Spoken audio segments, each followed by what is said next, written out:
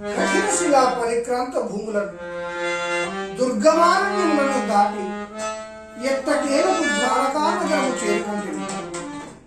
శ్రీకృష్ణ భగవాను నిత్య నివాసమొకటచే ఇది భూతల వైకుంఠమై పుణ్యక్షేత్రమై బాసిల్లుచున్నది.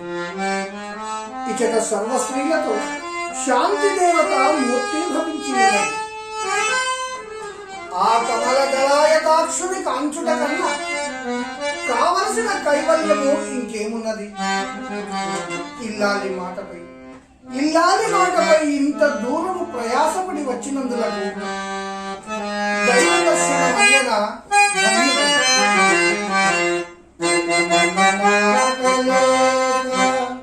బ్రతుక